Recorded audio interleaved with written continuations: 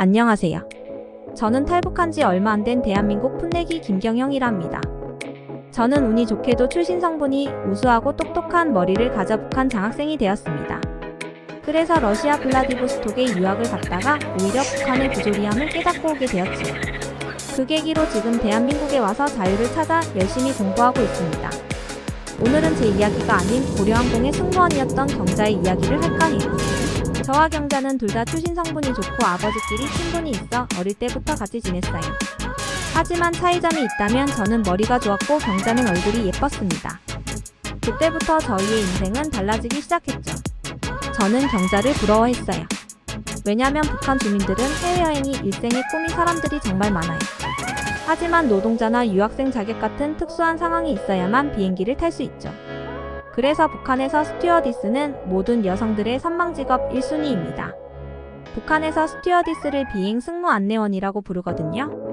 얘네들은 6년제 외국어 학원을 마치고 평양 외국어대학 같은 대학을 졸업한 엘리트 코스 인재들이에요. 그리고 또 비행 승무 안내원이 되려면 외국어 실력을 물론 당성과 출신 성분, 외모 그리고 168 이상의 키도 갖춰야 되지요.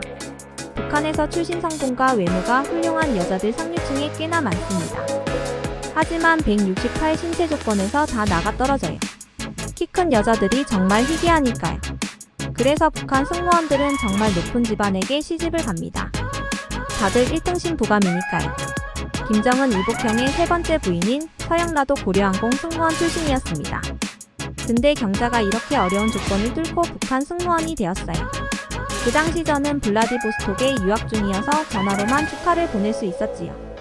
경자가 블라디보스톡에 와서 잠시 쉴 때 만나기로 했었는데 저는 학업, 경자는 업무로 너무 피곤하고 바쁘다 보니 점점 멀어지게 되었어요.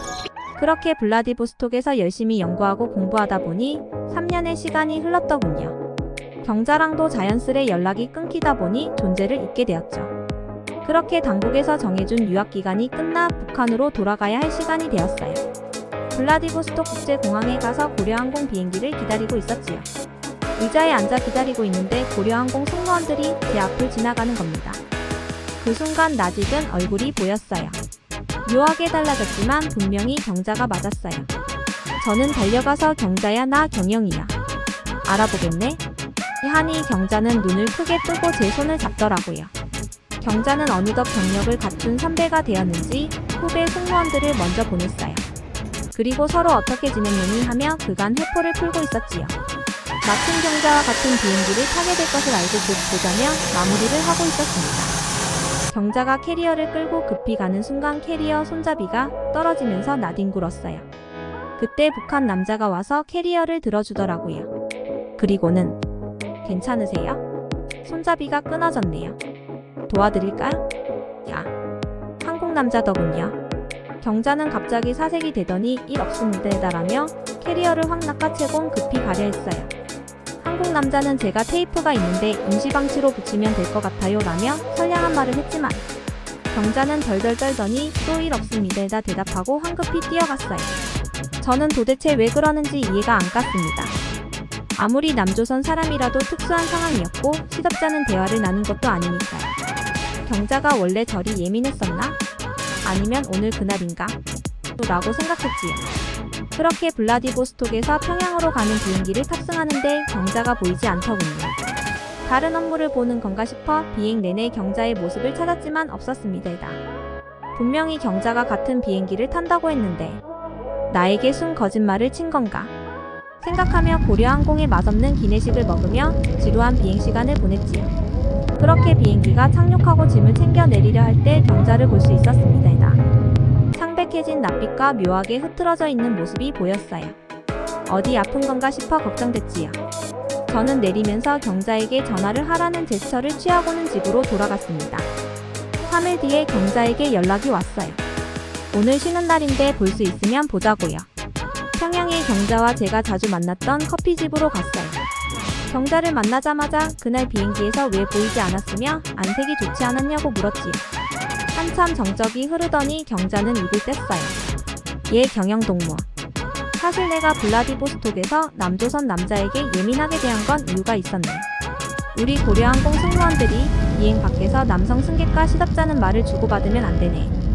특히 남조선. 남조선 남자와 고작 2마디 주고받은 걸 우리 기장이 받고 당국에 알려가지고 그날 비행기 들어가자마자 나는 옷을 다 벗고 신체 온갖 부위를 검사당했네. 그 남조선 남자와 내가 밀통이라도 하며 혹시 남조선 물건을 받았는지 검사를 당한 것인데 기장과 당국원들이 보는 앞에서 옷을 홀딱 벗고 당하니 미쳐버릴 것 같았디야. 당연히 내 몸에서는 아무것도 나오지 않지. 나는 결백하니까. 그러니까 비행이 끝나고 당국에서 나를 데리고 어딘가로 갔네. 바로 당국과 연결된 병원으로. 산부인과 검사를 하며 내 자궁에 아이가 있는지 검사까지 했네.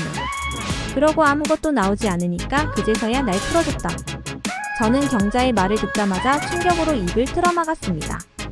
한국 남자와 한마디 주고 받았다고 이렇게 사람을 막대하는지요. 당국에서는 요즘 외국에 있는 북한 식당 종업원들이 한국 남자와 눈맞아 탈북하는 경우가 많아서 경계를 더 삼엄하게 한다고 설명은 해줬대요. 근데 방법이 잘못됐잖아요. 경자는 그날 이후로 비행기 내에서 남자 승객이 말만 걸어도 손발이 덜덜 떨리더래요. 그 모습이 너무 안타까운 거 있죠. 사실 저는 블라디보스톡에서 북한의 현실을 깨달아 탈북을 망설이고 있었거든요. 근데 경자의 말을 듣자마자 기폭제가 되었습니다. 경자의 말이 저를 실행하게 만들었어요. 주민들의 인권을 전혀 생각하지 않는 이 썩은 나라에서는 도저히 살 수 없겠다 싶어 유럽으로 연구를 하러 갔을 때 그때 브로커의 도움을 받아 미국으로 갈 수 있게 됐어요.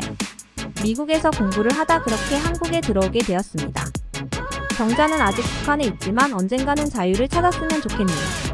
그럼 지금까지 제 사연 들어주셔서 감사합니다. 여러분 더위 조심하세요.